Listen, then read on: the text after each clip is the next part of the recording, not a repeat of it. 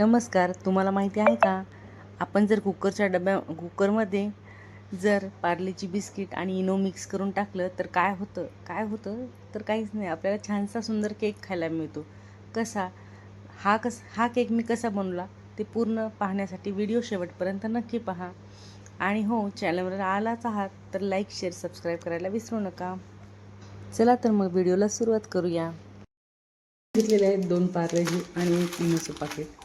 तर एवढ्यामध्येच आपल्याला छान असा केक तयार करायचा आहे.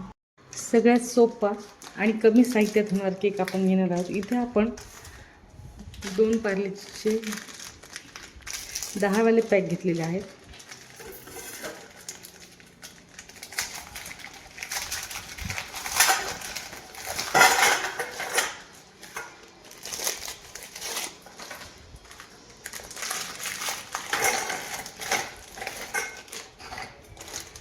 आपण इथं जगातला सगळ्यात सोपा कमी साहित्यात होणारा केक पाहत आहोत. परंतु त्या अगोदर 2 मिनटात होणारी ही 2 कामे पटकन करून घ्यायची, म्हणजे आपल्याला केकची बेकिंग प्रोसेस सुरू करायला लवकर मदत होते. आता इथे सगळ्यात अगोदर तर केक टीन तयार करून घ्यायचा. मी इथे केकला ऑइल ग्रीस केलं आहे आणि त्यामध्ये पूर्णपणे बटर पेपर लावून घेतलेला आहे. आणि आता दुसरं काम म्हणजे असं की आपण ज्या भांड्यामध्ये कुकर किंवा कढईमध्ये आपण केक बेक करणार आहोत ते आपण प्री हिटिंगसाठी गॅसवरती ठेवून द्यायचं आहे.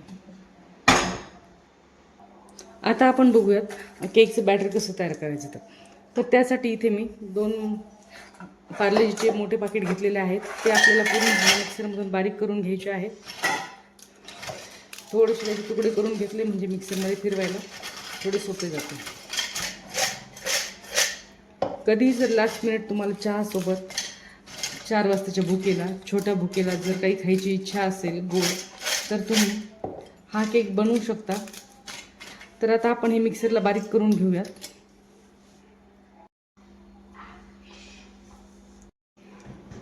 तर आपण यामध्ये 1 चमचा कोको पावडर वापरणार आहोत. हे पूर्णपणे ऑप्शनल आहे. पण तुम्हाला टेस्ट इन्हान्स होण्यासाठी मदत करेल. आणि पिठी साखर घेणार आहोत. आपला हा केक 30 रुपयाच्या बजेटमध्ये करायचा आहे, त्यामुळे आपण इथे कोको पावडर पूर्णतः ऑप्शनल आहे, नाही टाकलं तरी चालेल. केकमध्ये रिझल्टमध्ये काही फरक येणार नाही. आपण एक 30 ml किंवा आपण जर टेबलस्पून मोजलं तर 3 टेबलस्पून साखर आहे. चमच्याचं मेजरमेंट म्हणाल तर 2 आपण पार्लेजीचे पॅकेट 2 घेतलेले आहेत, त्यासाठी 3 चमचे साखर, पोहे खायच्या चमच्यानं 3 चमचे तेल असं असावं ज्याचा उग्र वास नसावा.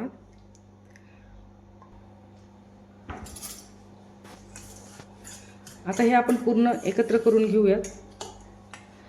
तुम्ही पाण्याच्या साहाय्याने घेऊ शकता किंवा दुधाचा वापरही करू शकता. तेही पूर्णतः ऐच्छिक आहे. इथे मी दुधाचा वापर करेल. तर सुरुवातीला आपण थोडं दूध टाकून घेणार आहोत. एक अर्धा कप दूध मी टाकून घेतलेलं आहे.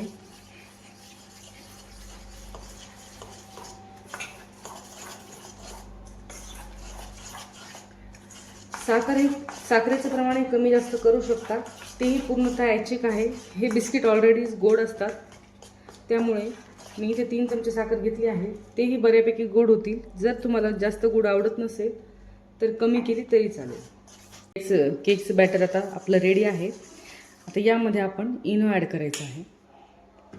तर इनोचं एक अख्खं पाकिट जे येतं छोटं, तेवढं पूर्ण आपल्याला वापरायचं आहे. इथे जेव्हा आपण याच्यावर इनो टाकू त्यानंतर आपल्याला थोडंसं दूध टाकायचं आहे, म्हणजे ते फर्मेंट व्हायला मदत होईल. आणि अशा प्रकारे मिक्स करून आपल्याला हे बॅटर केक टीनमध्ये ओतून घ्यायचं आहे.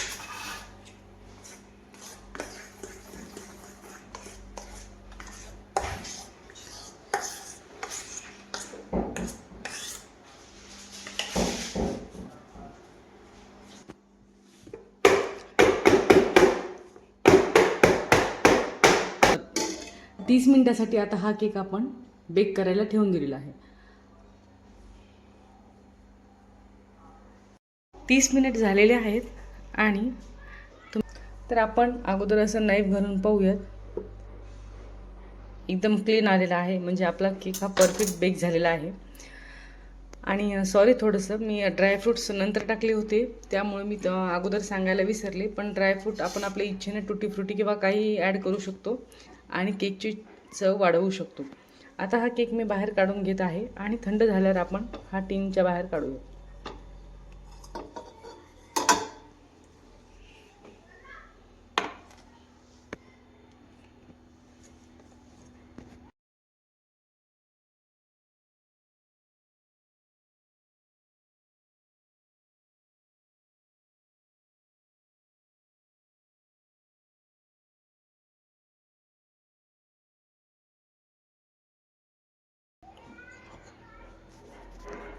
बघा काय छान झालं आहे.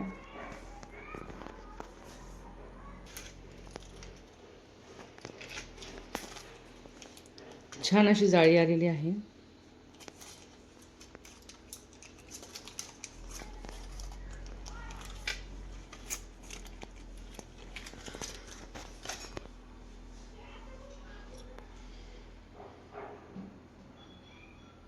सुंदर असं केक बेक झालेला आहे. मस्तच अशी जाळी आलेली आहे. तर मी तुम्हाला हा केक कट करून दाखवत आहे.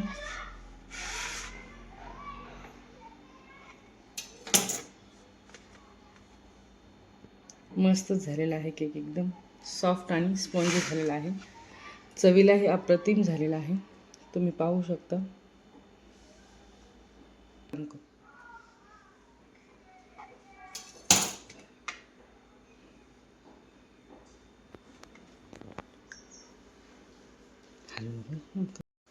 तुम्हीही एकदा नक्की ट्राय करून बघा. हा केक एकदम सॉफ्ट आणि स्पॉन्जी झालेला आहे.